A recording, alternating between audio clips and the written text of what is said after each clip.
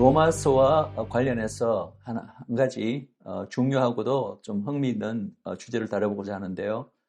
바로 이스라엘의 구원에 관한 것입니다. 로마서는 이스라엘의 구원에 관해서 여러분에게 하나의 좀 흥미로운 어떤 질문을 던지고 있습니다. 바로 로마서 11장 26절에서 그리하여 온 이스라엘이 구원을 얻으리라. 여러 이스라엘 집회라든지 혹은 세미나를 참석하는 분들이 많은 분들이 이제 그것을 마치고 나면은 항상 묻는 질문들 가운데 가장 많이 나오는 질문이 바로 이 온 이스라엘이 의미하는 것이 무엇입니까? 정말 이스라엘 민족 전체가 다 구원을 얻는다는 이야기입니까? 특별히 이제 저희 강의에서도 이 문제가 굉장히 중요한 의미를 가지는 것이 그간 우리가 이제 하나님의 구속사 전체를 언약 중심으로 쭉 이렇게 여자의 후손 언약부터 아브라함의 언약, 신의 산 언약, 새 언약에 이르기까지 하나님께서 언약을 어떻게 성취해 나가시는지 그 부분을 우리가 쭉 이제 언약의 구조를 따라서 공부를 했습니다. 근데 로마서 이제 우리가 11장 공부 다 하다 보면 26절에서 사도 바울은 온 이스라엘이 구원을 얻는다. 이스라엘의 남은 자가 구원을 얻는다. 서로 다른 얘기를 하는 것 같잖아요. 그래서 많은 분들이 이 온 이스라엘이 의미하는 의미가 무엇이냐라는 그 질문을 많이 묻는데 그래서 그 부분을 오늘 강의를 통해서 한번 우리 살펴보고자 합니다. 자, 성경이 말하는 이 이스라엘의 구원에 대해서 몇몇 구절은 분명하게 이스라엘의 남은 자만 구원을 얻는다고 선포하고 있습니다. 바로 로마서 9장 27절에서 그렇게 이야기하는데요. 이것은 사실은 이사야서 10장 22절을 사도 바울이 인용한 것입니다. 또 이사야가 이스라엘에 관하여 외치되 이스라엘의 뭇자손의 수가 비록 바다의 모래 같을지라도 남은 자, 이스라엘의 남은 자죠. 만 구원을 얻으리니 이렇게 되어 있습니다. 또 예레미야서 31장 7절에 여호와께서 이와 같이 말씀하시니라 너희는 여러 민족의 앞에 서서 야곱을 위하여 기뻐 외치라 너희는 전파하며 찬양하며 말하라 여호와여 주의 백성 이스라엘의 남은 자를 구원하소서. 그래서 우리 열방교회에게 하나님께서 주신 이 파수꾼에게 바로 주신 명령인데요. 예레미야서 31장 에브라임 산 위에 마지막에 세우신 그 파수꾼에게 하나님께서 이렇게 명령하고 계신데 그 파수꾼은 바로 우리 열방의 크리스찬들을 말합니다. 우리가 열방의 크리스찬들이 이 말씀에 따라서 온 세계 열방 앞에서 아직 이스라엘의 회복에 대한 그 진리를 성경적 진리를 모르고 있는 이들 그 가운데는 교회 안에 있는 우리 동료 크리스찬일 수도 있습니다. 어쨌든 그들 앞에서 이스라엘을 위해서 이제 외쳐야 되는 사명이 있는데 그때 외칠 때 어떻게 외쳐야 되냐 하면은 여호와여 하나님 주의 백성 그냥 이스라엘을 구원하소서가 아니라 이스라엘의 남은 자를 구원하소서 이렇게 되어 있거든요. 그리고 이사야서 4장 3절에다 보면 시온에 남아있는 자 바로 이스라엘의 남은 자와 거의 동의어입니다. 예루살렘에 머물러 있는 자 곧 예루살렘에 있어서 생존한 자 중 농명된 모든 사람은 거룩하다 칭함을 얻으리니 단순히 생존한 자도 아니고 생존한 자 같으면 뭐 이스라엘의 민족적 어떤 구원이 일어날 때 그 당시 살아남은 모든 사람들은 다 구원을 얻는다 이렇게 되겠지만 그 중에서 또 농명된 사람이 있는 거예요. 아마 생명책에 농명된 사람을 지칭하겠죠. 그들은 이제 거룩하다 칭함을 얻는다. 다른 말로 하나님 앞에 의롭고 거룩하고 결국 구원을 얻는다는 개념으로 우리가 이 부분을 받아들일 수 있습니다. 자, 그래서 이러한 성경 구절을 미뤄봐서 이스라엘은 전체가 다가 아니라 남은 자만 구원을 얻게 된다라는 것이 이제 성경에 이런 구절들이 말하고 있는 분명히 말하고 있는 것입니다. 그 반면에 또 몇몇 구절들은 이스라엘의 구원은 민족 전체의 구원이다. 민족적 차원으로 구원을 받게 된다. 다른 말로 온 이스라엘이 구원을 얻게 된다라는 것도 성경 말씀도 있습니다. 우리가 이제 바로 지난 시간까지 공부한 로마서에 의하면 26절이죠. 그리하여 온 이스라엘이 구원을 얻으리라. 이 온이란 말, 영어로는 all, 전부 다라는 얘기죠. 그 다음에 이사야서 45장 17절 25절입니다. 이스라엘은 여호와께 구원을 입어 영원한 구원을 얻으리니 영세의 부끄러움을 당하거나 욕을 받지 아니하리로다. 이게 17절이고요. 25절 말씀. 이스라엘 자손은 다 여호와로 의롭다함을 얻고 자랑하리라 하느니라 하셨느니라. 여기서 다라는 표현이 있습니다. 맹올입니다. 그래서 이 부분을 영어로 보면은 all the descendants of Israel, 이스라엘의 모든 자손들은 다 여호와 앞에서 의롭다함을 얻는다. 바로 민족적 구원을 말하는 거죠. 이사야서 60장 21절입니다. 내 백성이 다 의롭게 되어 영영이 땅을 차지하리니 그들은 나의 심은 가지요 나의 손으로 만든 것으로서 나의 영광을 나타낼 것인저. 이때 내 백성이 다라고 했을 때 영어로는 all your people, 전부 다라는 얘기죠. 또 에스겔서 37장은 우리가 잘 알고 있는 그 마른뼈의 환상입니다. 여기서 골짜기에 가득한 그 이스라엘의 그 마른 뼈들이 이제 여호와의 능력으로 사방에서 생기가 불어 그들에게 들어가 여호와의 크고 강한 군대로 살아나는 것을 보고 에스겔에게 여호와 하나님께서 이렇게 말씀하십니다. 또 내게 이르시되 인자야, 이 뼈들은 이스라엘 온 족속이라. 이 온 족속이란 말은 말 그대로 전체 다라는 얘기잖아요. 영어로도 보면은 the whole house of Israel 이렇게 되어 있습니다. 그래서 이 마른 뼈의 환상에서도 마지막에 회복되고 구원받는 이스라엘은 또 온 족속이라고 분명히 그렇게 표현되고 있습니다.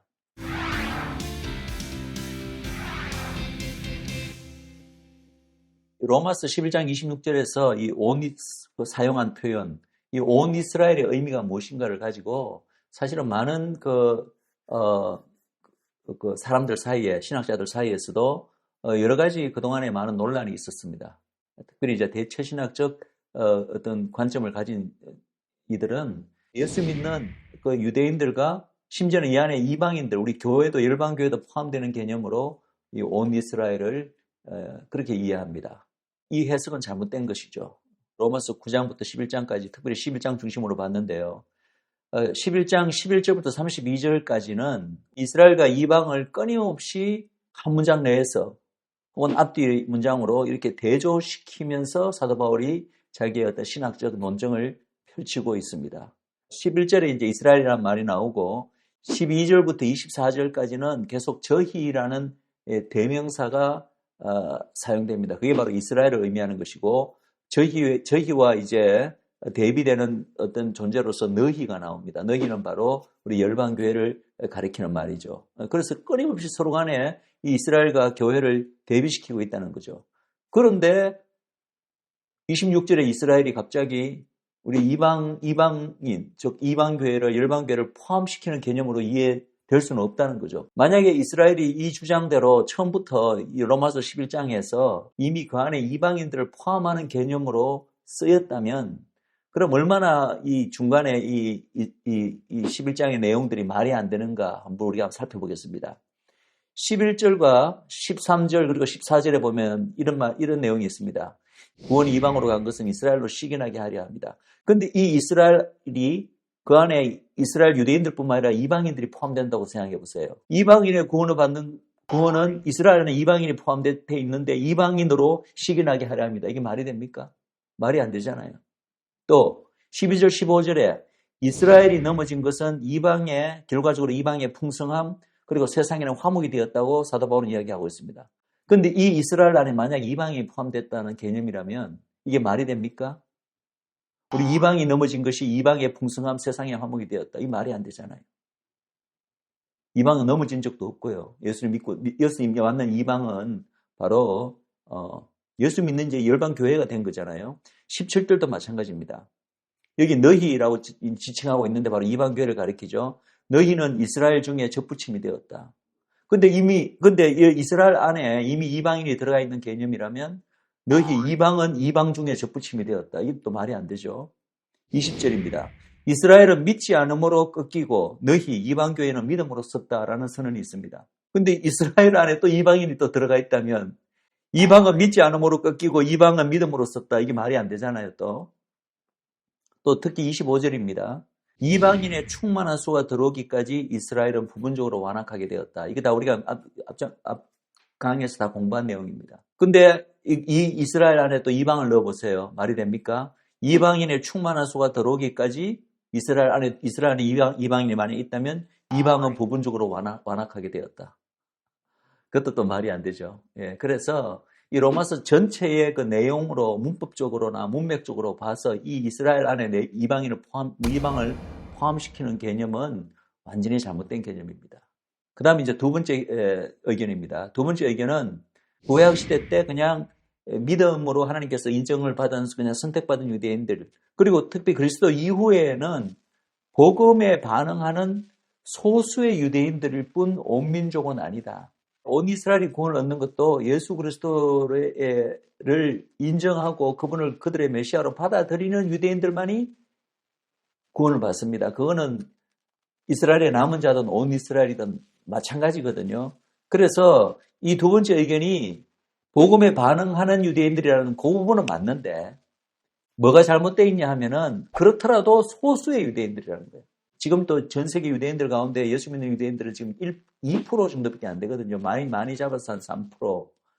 그러니까 마지막까지도 그렇게 간다는 거죠. 그렇게 가서 한 3%의 유대인들, 예수 믿는 그 소수의 유대인들만 구원을 받는데 그런 유대인들을 가리키는 표현이 온 이스라엘이라는 표현이라고 그렇게 이제 주장을 합니다.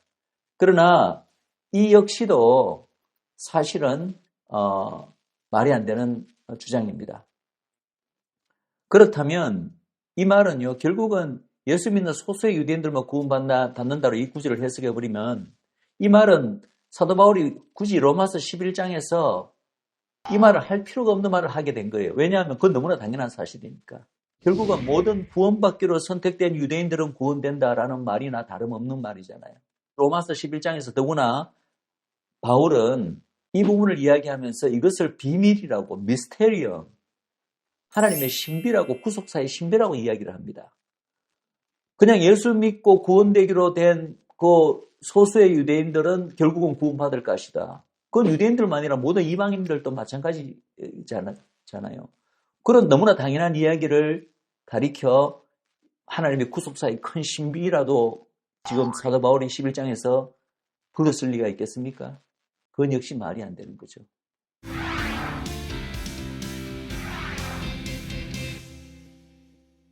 그럼 이제 세 번째 남는 의견은 바로 이 온 이스라엘은 문자 그대로 전체 이스라엘 민족 전체를 의미합니다. 자, 그럼 전체 이스라엘 민족을 의미한다고 봤을 때도 여전히 그 안에 세부적인 어떤 그 전체 이스라엘 민족의 그 범위, 그 세부적인 그 범위를 놓고 몇 가지 우리가 대답해야 되는 질문들은 여전히 남아 있습니다. 먼저 디모그래픽 스코프, 즉 뭐냐면은 인구에서 어느 정도 범위를 말하는 거냐, 즉 모든 유대인들 한 명 한 명도 빠지지 않고 다 여기에 포함되는 개념인가, 온 이스라엘이라 했을 때 그런 이제 그렇게 볼 수 있는 하나의 어떤 견해가 있고, 총체적으로는 이스라엘 민족 전체라고 우리가 말을 할 수 있지만 그렇다고 모든 유대인들 개개인들이 다 포함되지는 않는다. 개개인들이 다 포함되지는 않는다. 이런 두 번째 의견이 있습니다. 그런데 이 둘 중에 어느 게 더 맞을까요? 두 번째 해석이 더 합리적인 해석이라고 봅니다. 즉 전체 이스라엘이 구원을 얻는 건 사실인데 그 전체라는 그 개념이 한 명의 유대인들도 다 빠지지 않고 100% 다 받는다는 그런 개념은 아니라는 거죠. 로마서 11장에 보면은 바로 재접붙임, 그 떨어져 나갔던 그 원가지들이 다시 이제 그들의 원 참감람나무에 접붙임되는 그 사건을 사도 바울이 언급하고 하나님의 능력으로, 그죠? 하나님이 그 접붙이실 능력이 있다라고 말씀하시고, 그리고 난 다음에 바로 미스테리온 얘기가 나오면서 바로 온 이스라엘이 구원을 얻으리라는 선포가 나오거든요. 그래서 이 떨어져 나간 가지들이 재접붙임 받는다는 데 있어서 하나의 조건처럼 돼 있는 부분이 뭐냐 하면은 바로 그들이 불신앙에 거하지 아니하면 이렇게 돼 있습니다. 그 말만 미뤄봐도 마지막 때 예수 그리스도에 대한 그 믿음을 회복하고 그분을 그들의 메시아로 인정하는 것이 필요한데 그것이 100% 모든 유대인들에게 일어나지는 않는다는 것을 우리가 암시를 하고 있습니다. 바로 재접붙임이라는 그런 그것을 보더라도, 그래서 이스라엘이 전민족적 차원의 구원이라고 우리가 볼 수 있기는 하되 그 전민족 안에 모든 유대인들 한 명 한 명을 다 포함되지는 않는다라는 것이 이제 많은 사람들의 의견이고요. 또 하나 우리가 물어야 될 그 개념은 뭐냐면은 historical scope. 이 온 이스라엘이라고 했을 때 역사적으로 살았던 모든 유대인들이 그 안에 온 이스라엘 안에 다 포함되는 개념인가? 즉 이걸 이제 통시적 개념인가? 온 이스라엘이라는 개념이 영어로는 디아크로닉이라고 부르는데 통시적으로 그 마지막에 구원이 일어날 그 시대가 아니라 그 앞선 시대에 살았던 모든 유대인들까지 다 구원받는다는 얘기인가? 이렇게 또 볼 수 있는 견해가 있고, 두 번째 견해는 아니다, 공시적이다. 공시적이란 말은 이제 싱크로닉. 바로 그때 구원이 일어나는 그 사건이 있을 때 마지막에 그때 존재하는 그때 이스라엘 민족을 의미하는 것이다 라고 보는 두 번째 입장입니다. 그러나 이 역시도 로마서 11장의 전체적인 맥락으로 미뤄봐서 미래 시제가 쓰이고 있는데, 두 번째 해석, 마지막에 온 이스라엘이 회복을 받는 그 사건이 있을 때 그때 살았던 그 유대인들의 100%는 아니고 한 소수를 제외한, 그러나 여전히 우리가 민족이라고 볼 수 있는 규모의 유대인들이 구원을 얻는다. 그것이 바로 로마서 11장 26절에서 의미하는 온 이스라엘이 가지는 의미다. 마지막 때라 하더라도 전체 이 유대인들 100%가 다 아니란 그것을 우리가 어떻게 알 수 있냐면은 에스겔서 20장에 보면은 하나님께서 마지막 날 여호와 하나님께서 이스라엘 민족도 그분 앞에 세우시고 친히 국문하신다, 판결하신다고 되어 있습니다. 즉 이스라엘 민족도 하나님 앞에 서서, 예수님 앞에 서서 심판을 받는다는 얘기죠. 스가랴서 13장 8, 9절에 보면은 그때 이스라엘에 있는, 예루살렘에 있는 유대인들의 세 사람 중에 두 사람이 또 죽는다고 나와 있어요. 그러니까 전체가 다 이런 환란을 이기고 구원받는 건 아니죠. 또 아모스도 마찬가지입니다. 그래서 어쨌든 그런 마지막에 우리가 알다시피 야곱의 환란이라고 불리는 어떤 민족적 차원의 엄청난 그 환란이 이스라엘에게 찾아오는데, 그 환란 가운데 많은 유대인들이 죽는다는 겁니다. 사실은 죽는데, 어쩌면 그 규모는 우리가 홀로코스트 2차 세계대전 때 나치에 의한 홀로코스트는 유럽에 그 당시 존재하던, 그 나치 이전에 존재하던 유대인들 세 사람 중에 한 사람이 죽었다고 이야기합니다. 그러나 스가랴서 13장의 그 표현이 맞다면 어쩌면 마지막 때 일어날 이 야곱의 대환란 동안에는 세 사람 중에 두 사람이 죽을 것이다.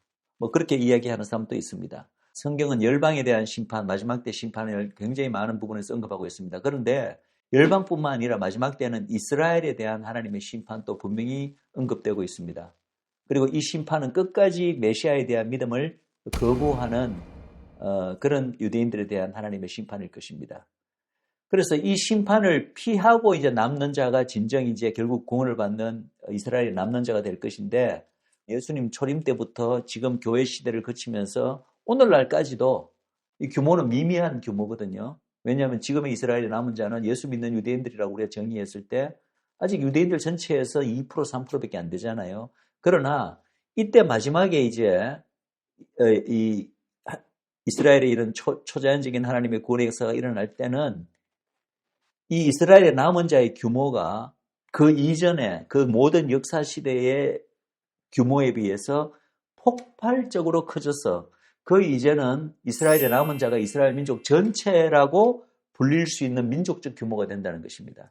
이 이스라엘의 남은 자의 규모가 결국은 온 이스라엘이라고 불릴 정도만큼 된다는 거죠. 이렇게 되면 뭡니까? 우리가 온 이스라엘이 맞나? 아니면 이스라엘의 남은 자가 맞나? 이걸 따질 필요가 없는 거죠. 왜? 두 개가 이제는 같은 동의어가 되어버린다는 거죠. 온 이스라엘이 이스라엘의 남은 자가 되고 이스라엘의 남은 자가 온 이스라엘이 된다는 거죠. 이스라엘 남은 자의 규모가 민족적 규모로 폭발적으로 자라나게 되기 때문에. 그래서 여기에 이번 강의의 이제 최종 결론이 여기에 있습니다.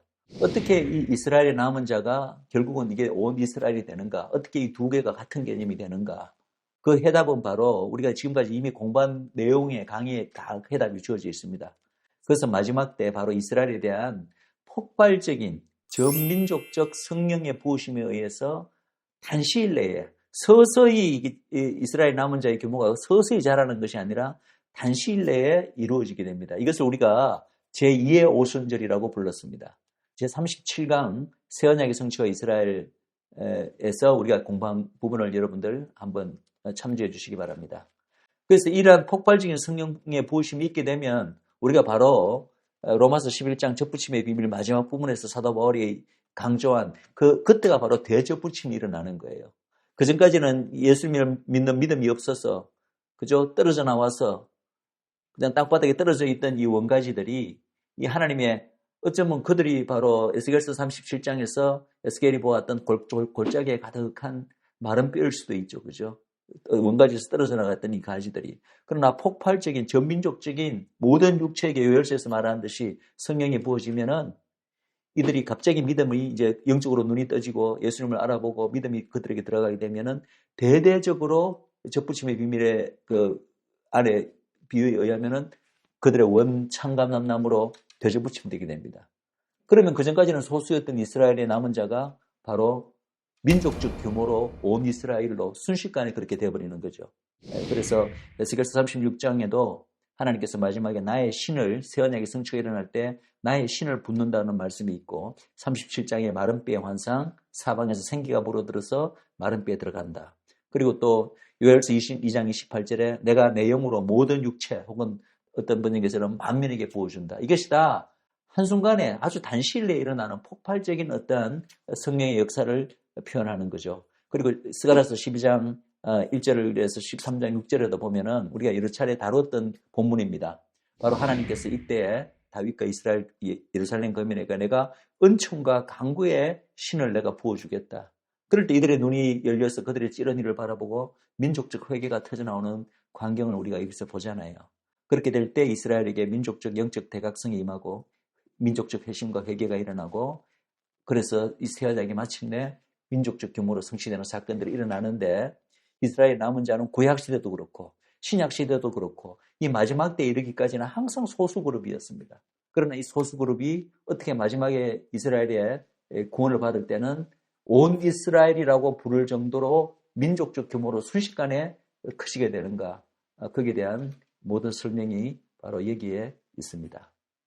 예, 5분 강의는 이것으로 마치고 그 다음 강의부터는 우리가 조금 주제를 바꾸어서 또 우리가 새로운 것을 공부하도록 하겠습니다.